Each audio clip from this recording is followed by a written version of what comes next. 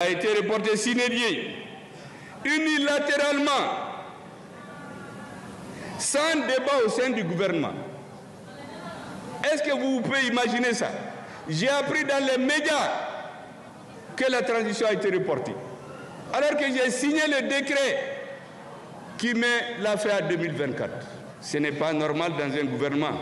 Le Mali traverse une phase critique de son histoire politique, marquée par des tensions grandissantes au sommet de la transition.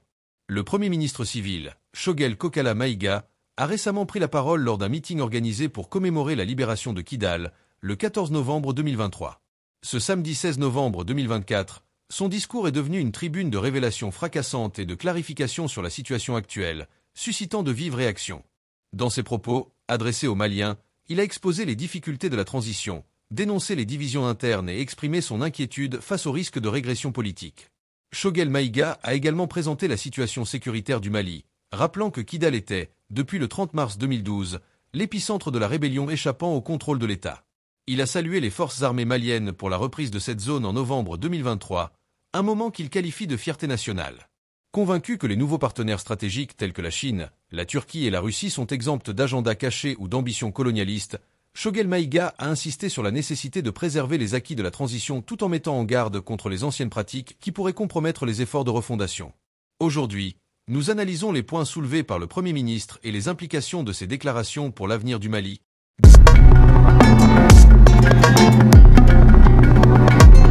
Depuis les coups d'État de 2020 et 2021, le Mali a entamé une transition politique avec pour objectif principal de stabiliser le pays et d'organiser des élections démocratiques.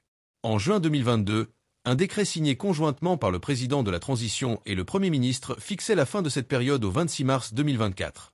Pourtant, ce calendrier a été modifié unilatéralement par la junte, repoussant la fin de la transition à une date indéterminée, sans concertation ni débat. Lors de son discours, Choguel Kokala Maïga a vivement dénoncé cette situation, déclarant « La transition était censée prendre fin le 26 mars 2024. Mais elle a été reportée sine die, unilatéralement, sans débat au sein du gouvernement. » Il a également critiqué le fait que cette décision ait été rendue publique par voie de presse, sans que le Premier ministre ou les membres du gouvernement en soient informés officiellement. A été reporté sine die, unilatéralement, sans débat au sein du gouvernement.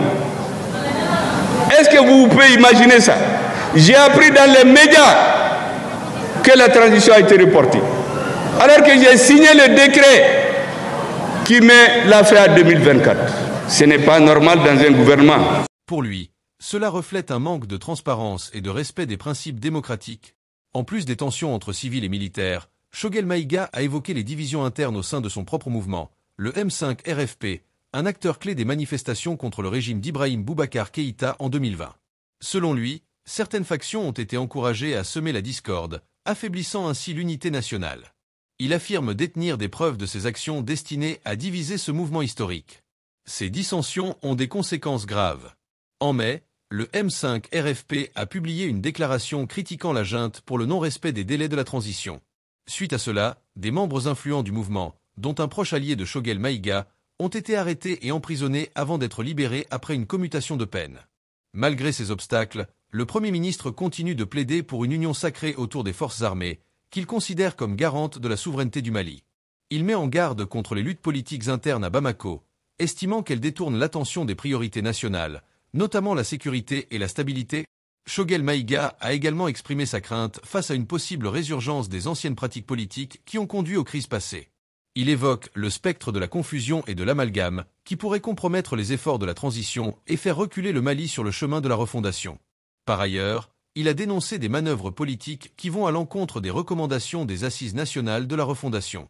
Par exemple, bien que ces assises aient demandé une réduction drastique du nombre de partis politiques, une centaine de nouveaux partis ont été créés en un an, aggravant la fragmentation politique. Pour Choguel Maïga, le Mali ne peut se permettre un retour en arrière. Il appelle les responsables politiques et militaires à se recentrer sur l'intérêt national et à respecter les résolutions des assises pour garantir une transition réussie. Malgré les tensions et les obstacles, Choguel Kokala Maïga reste optimiste quant à l'avenir du Mali. Il appelle à renforcer l'unité nationale, à soutenir les forces armées et à maintenir la vigilance face aux influences extérieures. Il estime que les nouveaux partenaires stratégiques, notamment la Chine, la Turquie et la Russie, ont joué un rôle crucial dans la résilience du pays. Selon lui, Ses alliés se démarquent par leur absence d'agenda caché ou d'ambition colonialiste, un contraste frappant avec les précédents partenaires internationaux. Cependant, pour que la transition atteigne ses objectifs, le Premier ministre insiste sur la nécessité d'un dialogue inclusif et d'une transparence totale dans la gestion des affaires publiques. Il exhorte chaque Malien à prendre ses responsabilités pour éviter un échec historique. Le discours de Choguel Kokala Maïga est un cri d'alarme, mais aussi un appel à l'action. Il met en lumière les défis majeurs qui menacent la transition, tout en offrant une vision claire de ce qu'il faut accomplir pour garantir un avenir stable et prospère au Mali. Pour réussir, le Mali devra surmonter les divisions internes, renforcer la transparence et maintenir l'unité autour des forces armées. Le peuple malien a traversé des épreuves difficiles, mais il possède aussi une résilience exceptionnelle.